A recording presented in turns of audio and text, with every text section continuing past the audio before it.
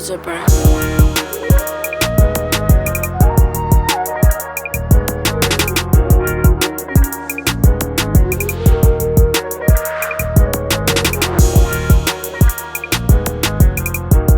All right, we back. New episode just landed, Jetsetters edition, man.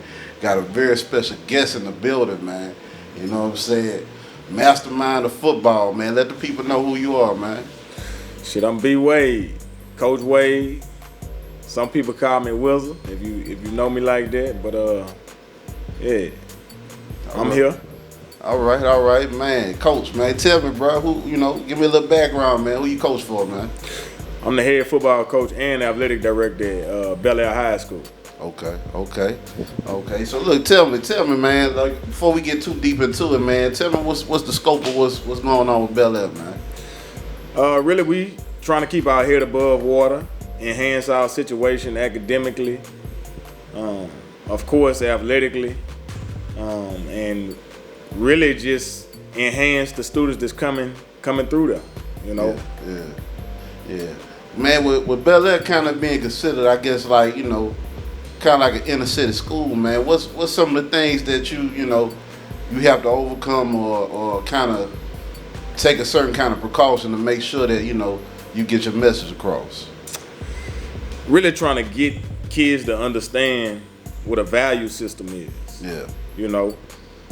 What you value is what your principles are centered around. And most of our youngsters, their value system is screwed up. Yeah. They value clothes, they value stuff that don't matter, that don't have no longevity. And a lot of their decision making come as a result of being concerned about what people think about them, their image, what they trying to be. That's a challenge because, of course, I gotta keep my job and make sure rules get followed. Yeah. And it's just harder to connect with them without them being able to see the big picture. Yeah. So look, before we get too deep off into that though, give me a little bit about your background, man. Tell me about your upbringing, how you came up, and how you got to this position where you at now. So I grew up in Baton Rouge, Louisiana. I'm off the lake. That's a small neighborhood. Yeah. North 11th Street to North 22nd. If you ever came down Spanish Town Road, that's where I grew up. Went to Buchanan Elementary. Went to McKinley Middle in the South. Okay. Then I finished at Southern Lab. That's where I played high school ball at. All right. Tell me about your experience at Southern Lab, man. Man, Southern Lab was straight about championships. Yeah. You know what I'm saying? Like, when I got there in 9th grade, the basketball team had won 11 consecutive state championships. They had a sponsorship. Coach Joe Hawkins, he had a sponsorship. You always had prestige. And the culture around the school was what your class gonna bring to the trophy case, in a sense. Yeah, you know what I'm saying? So being around a lot of ballers and that being the expectation, that just made you have a high standard for yourself. So exactly, what did you play at Southern Lab? I played football, and I actually played baseball too, but football was my sport. All right, what position? I played DB, cornerback. Okay.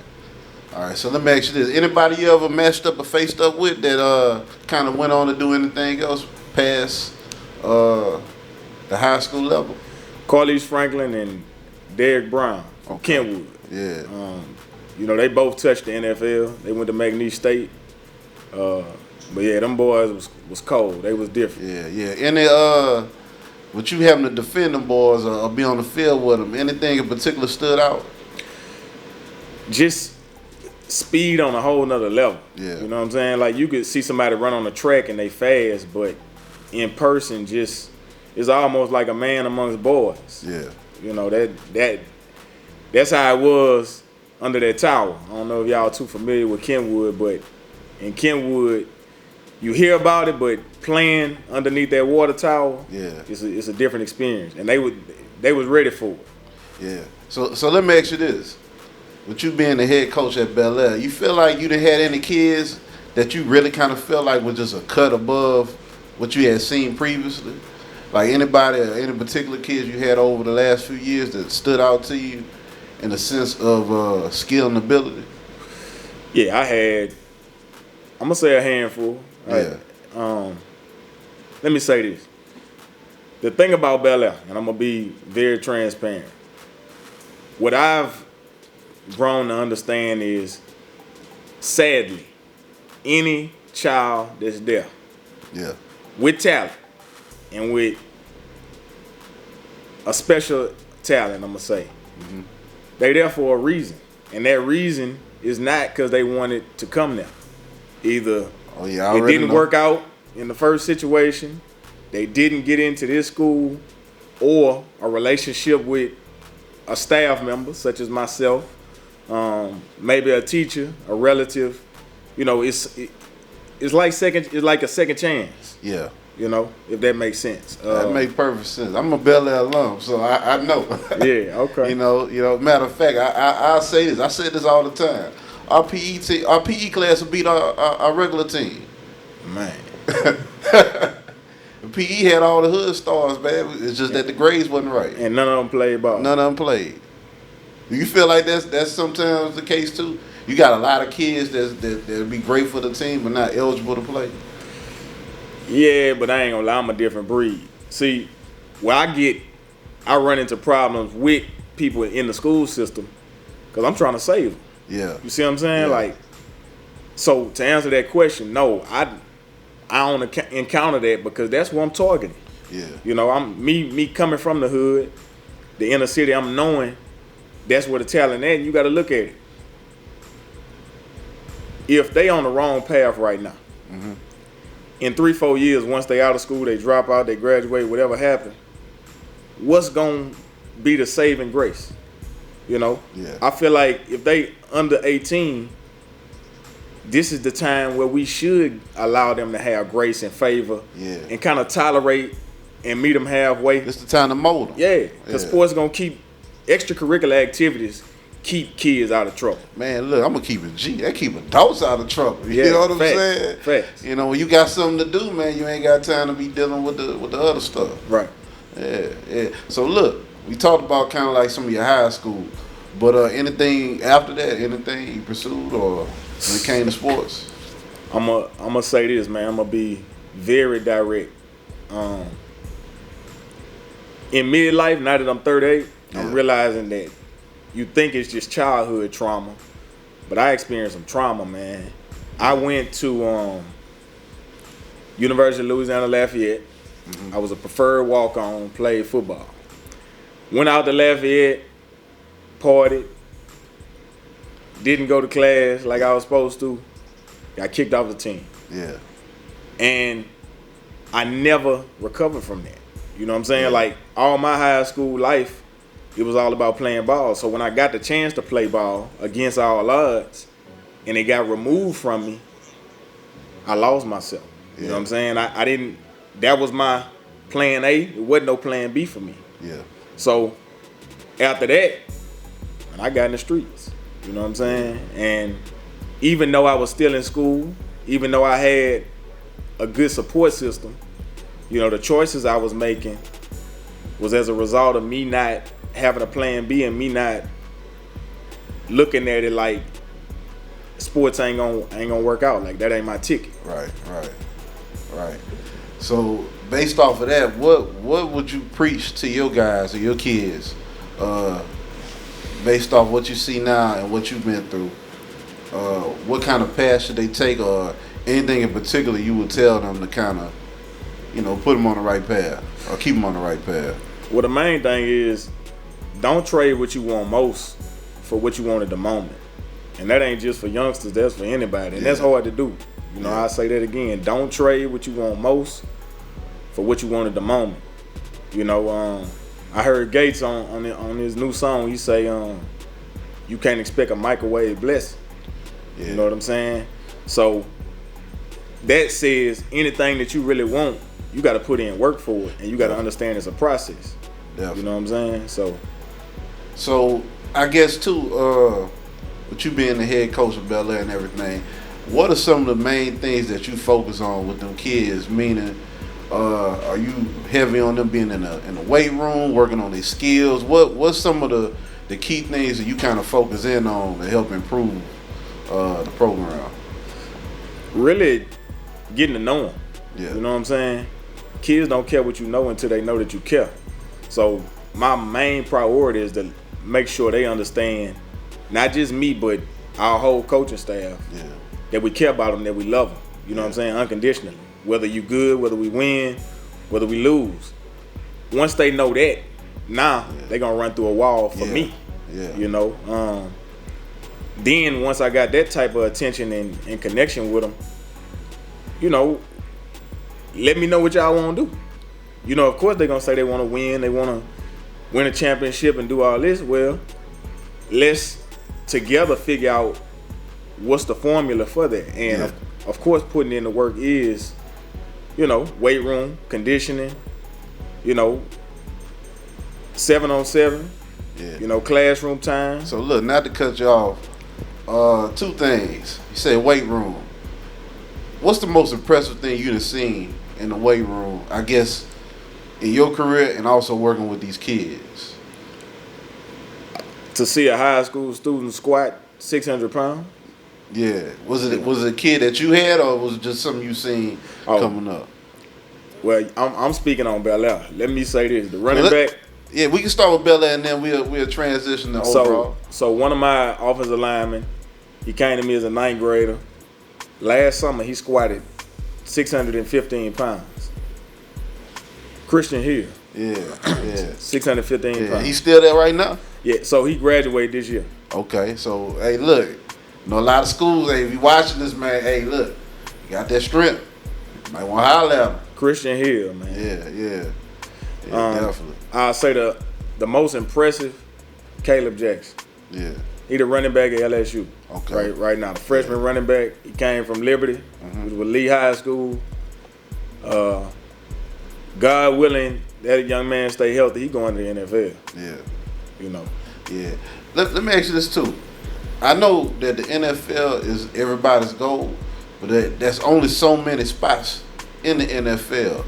So for a lot of kids who feel like they just NFL, do you teach or do you tell them about any other alternatives, or you try to make sure that they kind of prepare for a life if they don't make it to the NFL?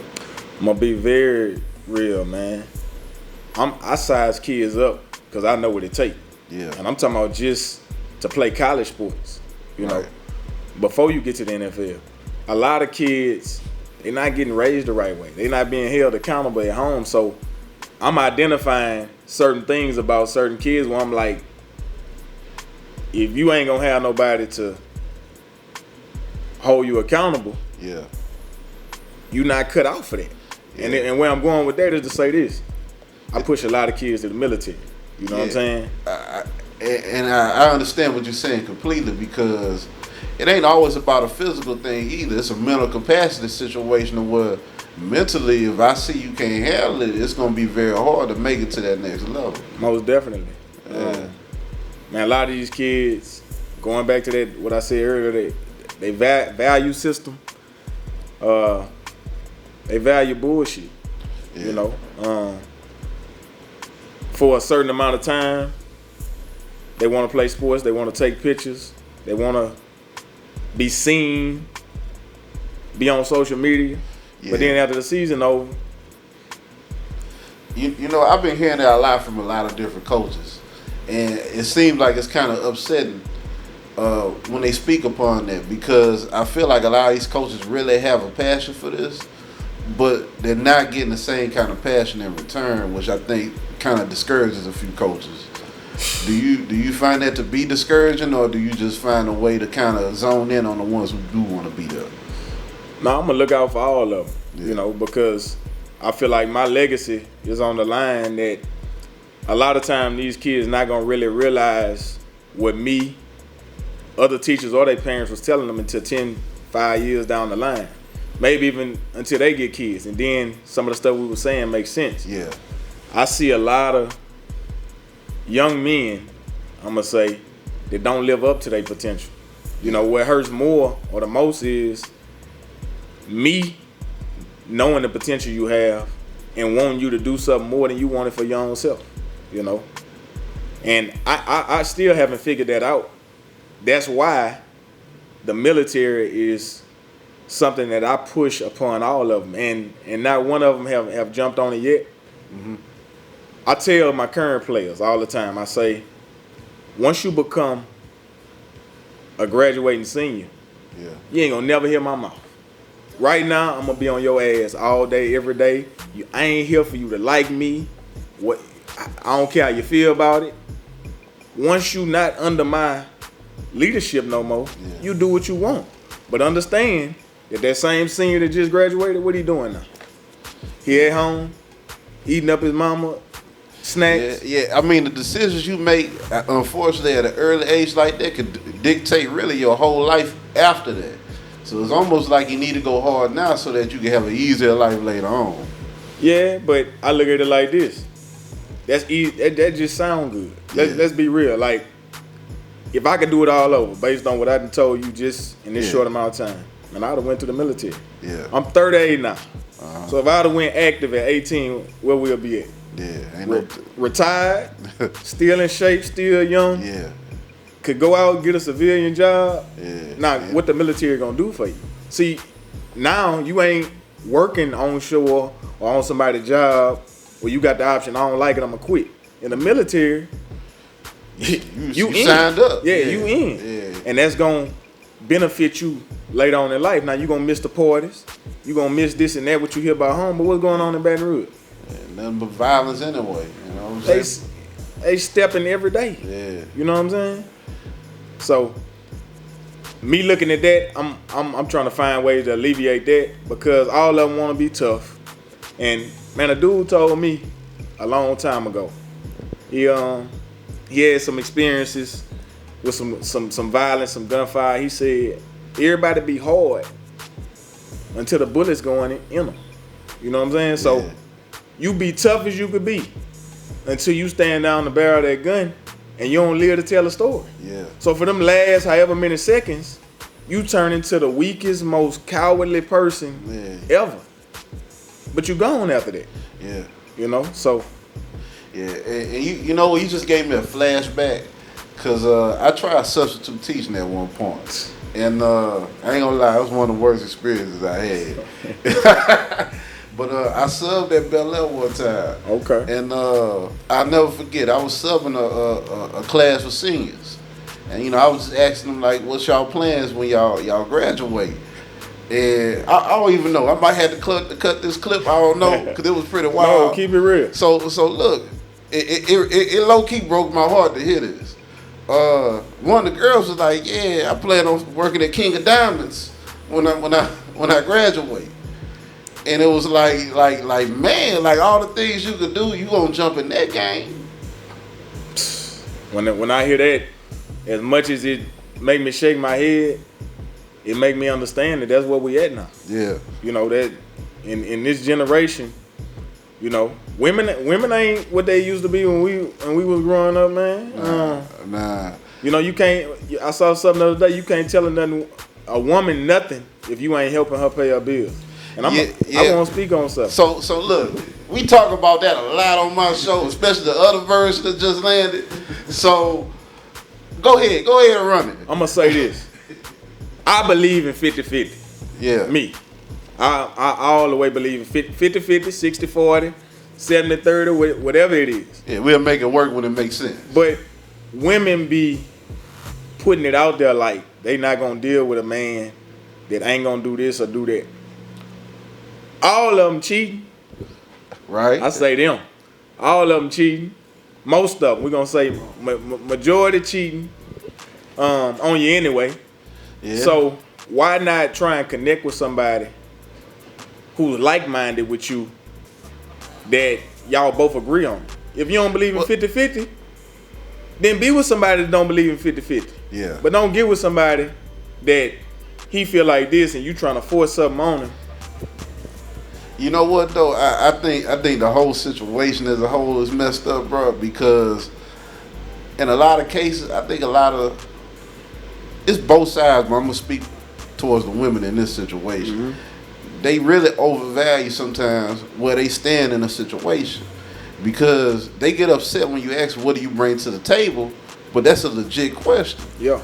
Besides what you bring physically, what else is it that you bring to the table where a man will say, okay, I'm going to choose you, I'm going to do this for you, I'm going to do that for you? Because eventually we get tired of the physical aspect if we don't like you as a person. Yeah, well, to speak on that, a long time ago, women wanted equal rights, equal jobs, equal benefits. Right. But then, as soon as we talk about money or a domestic situation with what a man role should be, they want to go back in time and say what somebody's grandfather did.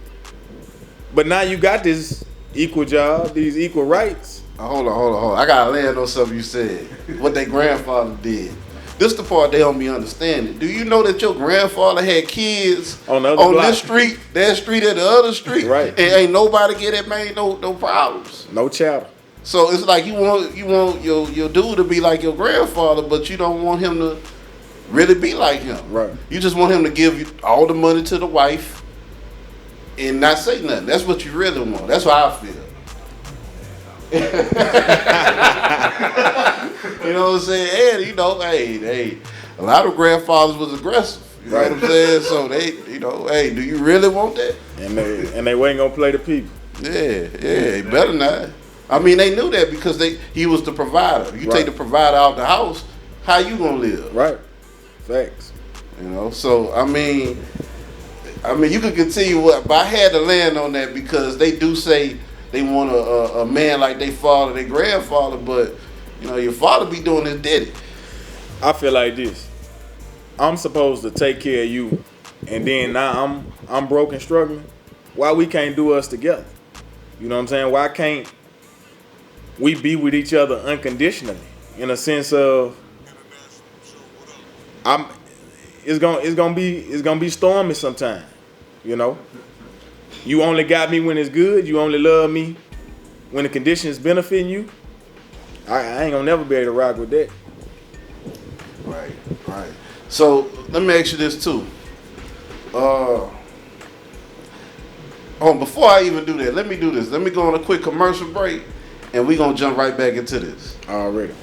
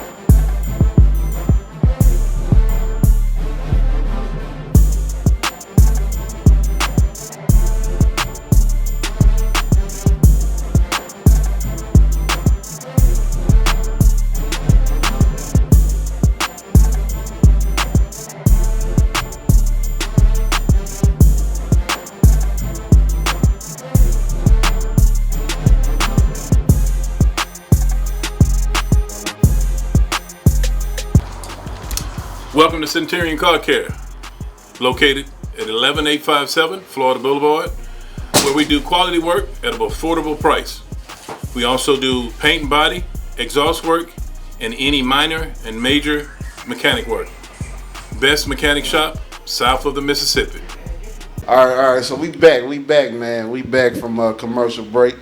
You know what I'm saying? In here with Coach Wade, man. You know, letting them know what's happening. Coach, you I know we discussed a few things, you know, about football and things of that nature. You open to discuss anything else as well? You know, we talk about different topics as well on this show. I'm open. I'm an open book. So one of the things that's been in the news lately has been Cat Williams, man. Oh, man. You know, and about how he kind of exposed a few people, whether it was joke thieves or just how they get down within the industry. Let me ask you this. I have a different standpoint than a lot of people. And you tell me what you think about the whole situation. I thought what Cat did was okay to a certain degree, but I did have an issue with the fact that he kind of rawed out buku black people and he ain't really speak upon things that white people do in the industry as well. I feel partially the same way. I'm a lot different in the way I think, man. It seemed like his truth come from a place of pain. Yeah. You know what I'm saying? Like, you exposing all that for what purpose? You know what I'm saying? I kind of feel the same way. Like, it's you know, and then it ain't like he just shared a testimony of one or two people. He rawed everybody out. Yeah. You know what I'm saying? And I'm not saying there's no truth to it, but you look at Steve Harvey. Whether he stole a joke or not, you know, everybody inherits, I'm going to use a certain words, collaborates, do different things on their journey. You know what I'm saying? Some of that stuff is just a private conversation. Right. You know, where stuff could be handled. And you look at where Steve Harvey is today. Steve Harvey on, what's that, Family Feud? Yeah, he hosts that. Yeah. He gonna host that till the day he dies. So his journey, I mean, you look at when he was homeless. You look at all this other stuff and you take one isolated incident and badmouth him and try and paint him to be a bad person when everybody got flaws. Yeah, I mean, I ain't gonna lie. With Steve, I done heard a lot of stuff about Steve from other comedians and other people. And I kind of get what his beef was with Steve to a certain degree. But I feel like he caught, you know, he put a lot of other people in the mix that I don't think he really had that deep of an issue with.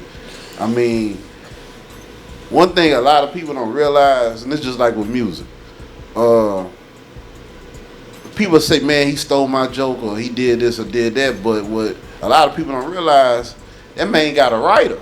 Yeah. And that writer might have stole that joke. You never heard that joke, so you run that joke thinking that's a new joke and don't realize he stole that joke from somebody else. And now you got to take the charge because you the one that did the joke. Right. You know? But, man, I don't know, bro. I think Cat had a lot of real stuff he said, but I kind of feel like, you know, if you're going to go in on your own people, you need to go on them other people too. Yeah, I definitely think he's an authentic individual. Yeah. You know, and I feel like he's self-made, and what I do like about him, he's standing for something. Yeah. You know, he's basically saying, I'm not going to emasculate myself. I'm not going to put a dress on. We don't get enough of that. I'm not going, just because this going to pay a few M's, I don't like what's in that script. So can you alter that, or, you know, behind the scenes, trying to change it and still get the bag? You know, Red Fox said that. Red Fox said on his journey that, you know, it was certain scripts that was just too lopsided for our race, that was too disrespectful to our race of people. And when you got somebody that stand for something, man, that lasts forever, you know. So, Coach, let me ask you this. How do you get that point across dealing with the youth in the sense of standing for something? Like, what do you exhibit to them to kind of let them know that no matter what, you should stand for something? Or stand on something? Well, to answer that, you really have to know who you are and where you're trying to go. I like to paint that picture. I asked the question to a lot of young people, well, pretty much all my football players, and they know this. Where you gonna be a year from now? Right. What are you gonna be doing a year from now? And if they cannot answer that question, that shows you just living day to day. You know what I'm saying? So how you gonna say you stand for this or you stand for that, and you don't never take the time to brainstorm on what you standing for? People can say, I'm a man of principle. Well, what's your principles? I know my principles. My decisions centered around my kids. Yeah. My two sons, every decision centered around that. I know that. So it don't matter where I go, where I'm at. Me giving that example to get them to understand, man, y'all got to stop just listening to music and all this shoot 'em up, bang, bang shit, and understand you got to have your own motion. Yeah. You can't go off what's trending. Drake said this. He said, transitioning from fitting in to standing out. If you fitting in Baton Rouge, what you got on? A hood over your head, a shiesty mask. Trying to get them to understand, you just going with what's trending. You walk in the store like that, you look like you about to rob somebody. So let me ask you, do you feel like that's, in so many words, like the making of being a flunky at the end of the day? Because you're not really able to make your own decisions or be your own self. I definitely think you have the potential to be a flunky, because you could be flunking somebody else out. You know what I'm saying? Yeah. In that same uniform. But to answer that question, I really believe, you think about this. When you get incarcerated, you go to jail. Yeah. If it ain't for nothing major, you get signed out. You get a slap on the wrist. Right. But most of these youngsters, because of the music that's influencing them, they taking chances that carry 10 to 99. Right. So what would have been a slap on the wrist because you're a youngster, did something. Nah, you ain't seeing daylight till 10, 15 years later, and then what? You got a rat or go, and I won't speak on that. Cause I'm gonna tell you how I feel about it. Being an 80s baby, being from Baton Rouge. Yeah.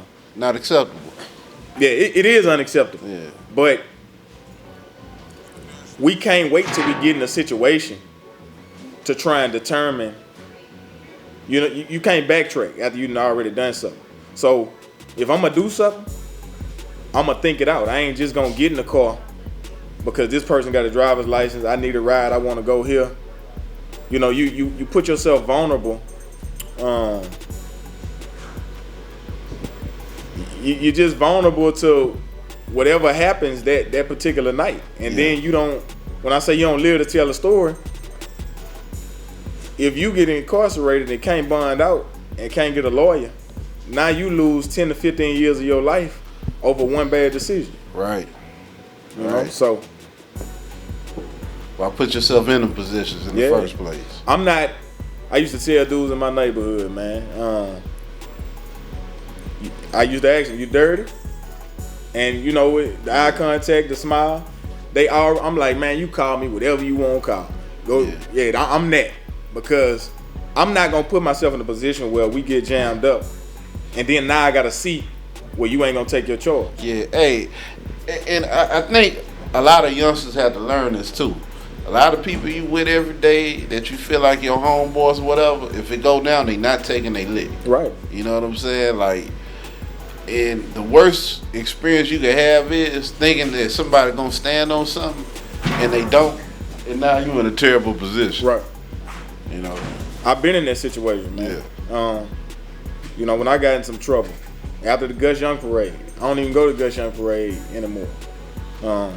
Anytime somebody say Gus Young parade, I think about that. Yeah. I was in a situation, got pulled over. It wasn't necessarily for me. Mm-hmm. When the police got to asking questions, nobody. It was 4 deep. Nobody said anything. Coincidentally, one of the individuals, he was already had an open charge. Yeah. So he definitely wasn't trying to get charged. One that wasn't going, it wasn't going to be no bonding out. Yeah. So I took it. Right. Looking in the situation, I'm making eye contact. We was just clowning and laughing and joking. You trying to make eye contact over there. He turning his head. You know what I'm saying? And it's too late. Now you done found out what's reality, and it's too late now. Yeah. And I thank God for them testimonies because it go full circle to what I'm doing now. Right. Because all the mistakes I done made or seen made, that's really the message I try and convey to these youngsters. I ain't just watching no movie. I ain't watching Paid in Full and telling you that. I done really been in a lot of situations. It's real life. That I feel like happen because this is my purpose. I'm a coach, but I'm a mentor. Yeah. You know what I'm saying? Like, after the sports, after we off the field, I'm a strong black man that's gonna tell you how to survive and how to thrive. Yeah, the lessons don't stop once the game over. Right. Yeah. Definitely. So, Coach Wade, let me ask you this. If there's anything you could kind of leave with the people or say, what would it be? Is there anything in particular, any message, any announcements, anything that you kind of want to let the people know before we wrap up?